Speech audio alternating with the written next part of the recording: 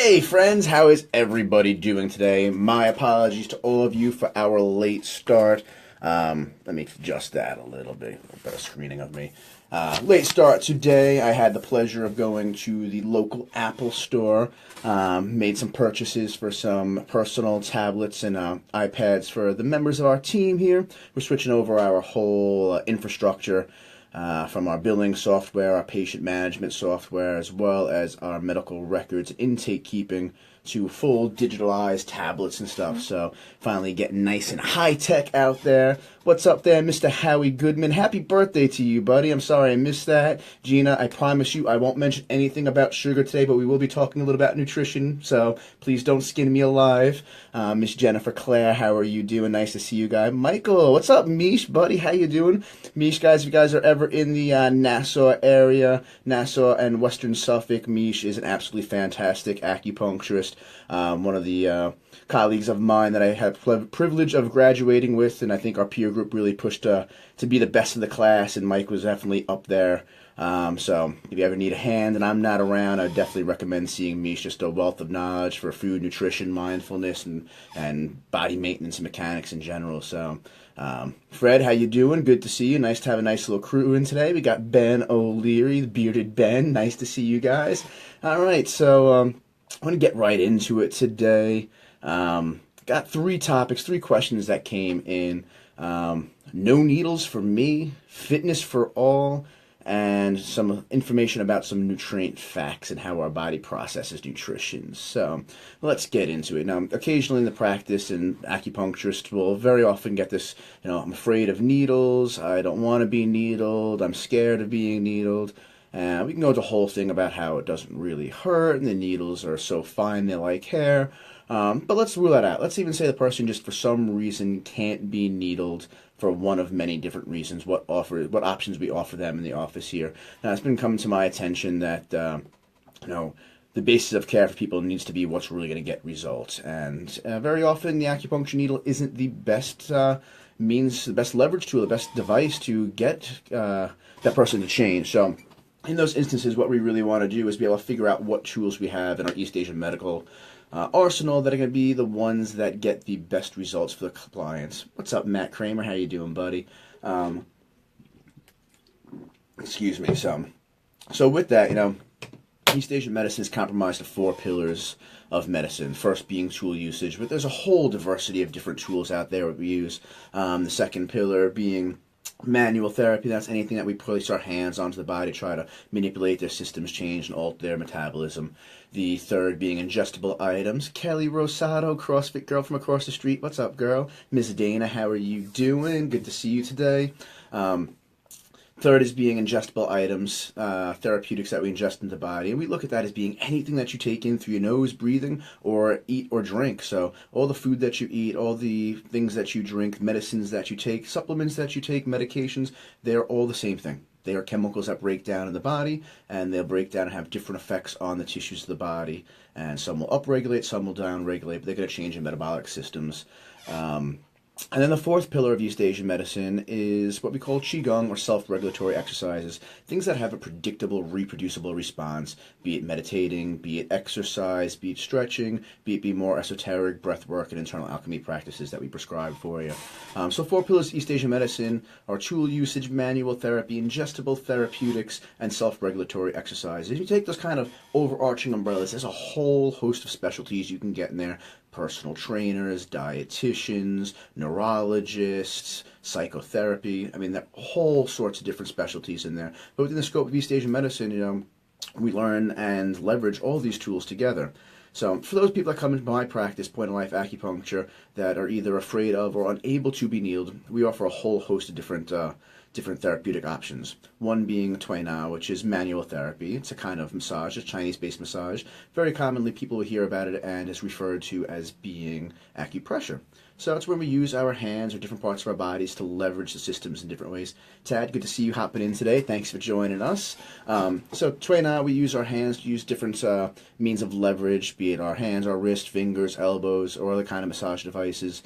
To get changes in the soft tissue, neurological system, body alignment, so forth. So that's one alternative we offer in lieu of acupuncture. Also, in lieu of acupuncture, I do a lot of cold laser therapy. Cold laser therapy it's kind of crazy. What ends up happening is you shine a little laser, it's a specific laser that has a specific wavelength that resonates very similarly to the rhythmic vibrations, the oscillations called angstroms of human cells. And when those cells are damaged, inflamed, out of sorts, they resonate differently, and we use cold laser to kind of re-metronome it back into place again. And photons have been shown in cells to increase cell membrane permeability, which basically means more information is allowed into the cell and more waste products allowed out of that cell. And by information, we're talking about nutrition, nutrients, enzymes, all the things that go through that phospholipid bilayer of the cells. So with that, you have a healthier environment because there's more good stuff going in, more bad stuff coming out. That cell's easy to replicate. I use that for a lot of muscle tears. I used it for my bicep tear in my elbow to rehab that extremely fast. I use it for a lot of scar treatments. Works absolutely well for cesarean scars, incision sites. Any kind of post-surgical hair is absolutely fantastic for. Works joint inflammation and aches and pains and things like that as well too. So cold laser is definitely one of the things that we use in the office. Very hot topic right now is cupping. We offer cupping to the majority of our patients that come in, and often offer it to those people who need it as just a standalone therapy where they don't get acupuncture or anything else. They just come in for cupping sessions. There's a whole variety of reasons we can do cupping, from helping to reduce fevers for somebody that has a common cold or flu, allergies as well as muscular soreness and tension. There's different methods where we slide the cups back and forth up and down the length of the muscle, try to elongate it, restore correct flow to those fibers, or we might put it on a specific set of muscles, have the person go through range of motion exercises where the cup will actually pin and tack those tissues in place, kind of like active release therapy, and while those tissues are in place, the muscles are able to slide back and forth underneath that cup, so we can go through different range of motion, increase range of motion, flexibility within joints. We do it a lot with our seniors that have arthritis, as well as our athletes, from amateur to pro athletes, college, high school athletes that come in. So cupping is a huge option. We do a lot of moxibustion in the office too. Find that rarely in acupuncture offices because it does emit smoke, and a lot of times the smell is noxious to some people, so they try not to burn it in the office, but most people say it smells really nice, kind of like incense. Do that on needlehead. We do that on the skin itself or over the skin. That's a great therapy to warm and invigorate the blood, reduce lymphatic drainage from the area, increase lymphatic drainage from the area, reduce the inflammation in the areas. What else do we also do? Gua sha and scraping techniques. Joe from Kokomo, my brother from another mother. How you doing, buddy? Good to see you today, my friends. Scraping techniques, commonly seeing them now in PT facilities, and as well as chiropractic facilities, being termed as the Graston technique. A lot of injuries and things coming from that. They kind of do it overly aggressive. There are different degrees to which we want to do scraping and gua sha therapy, but we do that in the office for people who can't get treated with acupuncture as well. So a whole host of things. Heat and cold therapy. We also do postural assessments and realignments. So between all those things, there's a lot of different ways we can work on the physical tissues of the body without actually having to insert needles into the body. There are actually even forms of acupuncture too, where we'll stimulate the skin on the surface using different needles, different shape tools and needles as well. So lots of different options out there for those of you who may be afraid to come in or are worried about acupuncture. So if you'd like, you can always give us a phone call, 631-629-LIFE. That's 631-629-5433. And speak to a member of our team up front, one of our receptionists or one of the practitioners, and we'll give you some information about what would be best for you. Walter, good to see you. Thank you for hopping in today, my friends. So that's it, man. Acupuncture is not all that we do at Point of Life Acupuncture, although it is the name of the game. It is what we do most often, but it's certainly not the only tool that we use, and it's not often the best tool to get the job done. So we always try to pick the best tools, the 4 pillars of East Asian medicine. So that's that for that one. Fitness for all. Why is fitness important for everybody? Super, super important. Everyone knows, oh, well, exercise is going to make you healthy. Coach Greg Glassman has a wonderful quote that I absolutely love, and I'm going to hope to not butcher this right now. But it says, the needs of the Olympian and the needs of the senior citizen vary not in need, but only in intensity. So the fitness needs of an elderly person to a child, to a mother or father, we all need to be able to squat. We need to be able to get up and off chairs. We need to get off the floor. We need to be able to pick things up off the floor and deadlifts. We need to lift things up over our heads. And these are all called functional movement patterns. They're general ways that our body's supposed to move, and the inability to move in those patterns is a sign of decrepitation of the body, of the limitations and the elements of the body. So we have full functional movement assessments where we can screen people for and see exactly what limitations are lying within their bodies, from joint immobility issues to muscle limitation issues to neurological impingements as well. But really, people look and say, okay, well, I post a couple of videos of the day doing 500-pound deadlift, 200-pound overhead press. What else was there? 300-pound bench press, near 400-pound squat, and go, wow, that's pretty extensive. Like excessive. Nobody needs to go that heavy. Well, when going to that, we like to look, and there are three attributes in any kind of physical education and physical arts. There's mechanics, consistency, and intensity. And very often we try to jump ahead and go into the intensity realm without actually having proper mechanics, proper consistency, and then increasing the intensity. So anything we always look for, we want to make sure the person's moving properly. What are their mechanics? How are they moving? How can we make sure that their body's moving within the proper mechanics and structure? How are bodies designed to move? Square wheels don't roll. Structure equals function. Our bodies are designed to move specific ways, and those ways are easier and less traumatic on the body. And when you stay in those movement patterns, things like arthritis, tendinitis don't start to form. So we want to look and first see about person's mechanics. What do they do mechanically? And once we teach them good mechanics, how can we improve that through consistency, the intensity, the increasing repetitions of those movements properly done. And then after that, we want to start looking at how to improve the intensity of the movements. And intensity comes in three factors: the load that's lifted, or the amount of weight that's being carried or transitions, the speed of which the motions are being done, how fast can you do them, or how many repetitions of that motion can you do. So volume, speed, and weight or load are the three variables of that. It's never a smart thing to say, hey, I don't have good consistency in this mechanic I just learned. Let me increase two of those variables, increase my weight, and do it as fast as I can. That's how things like injuries happen. But there's no reason why a person shouldn't be able to do a pull-up. Even if you're 200, 300 pounds, the necessity of you needing to do a pull-up at some point in your life could come to fruition. You'd be hanging from a window's edge someday and say, oh crap, I'm going to fall if I don't do a pull-up. And guess what? You're going to be stuck if you can't. So regardless of your body weight and type, we should be able to go through these functional movement patterns to some degree. And of course, as you age, things start to get more difficult, but that doesn't mean that you can't increase them with age as well too. I know a special 61, almost 62-year-old that's now working on handstands and progressing into handstand push-ups, and it's a gentleman that was pushing well over 300 pounds at some point and now is well closer to 225. So big props to him for setting his goals and realizing that time is of the essence, but you're never too old to change how your body functions. So functional movement patterns are super important for everybody because they are how we live. They're how we put our groceries away. They're how we carry our bags and boxes and things. They're how we move. Billy Seabrook, how you doing? Ahmed, one of those functional coaches out there. Love to see you, A squared. Good to see you, bud. I'll be seeing you later today, I believe, hitting the box. Yeah, guys, so fitness needs to be a fact for all because there's no reason why your mother or grandmother shouldn't be able to pick her groceries or keys up off the floor or need to use her hands to try to get up off the couch. Those are just movement patterns that are necessities of life, and those lack of necessities, the lack of quality of life, and those things that are very, very easily retrained through proper exercise and physiology, as well as proper medical care. Remember, I've never met a person who is on medication who's healthy. Think about that for a second. If you're on medication, not healthy, doctors, their one goal is typically to prescribe you medication because they're looking at how a system fails over time, not looking at the rights and stimulations of a healthy body and how it continues through time. So our goals here are always to make you get healthy, stay healthy, and improve your health. And with that, health is only one aspect on that matrix. We go from illness to health, but then we also go from health to fitness, is the ability to have more health, be able to do more things with that healthy body.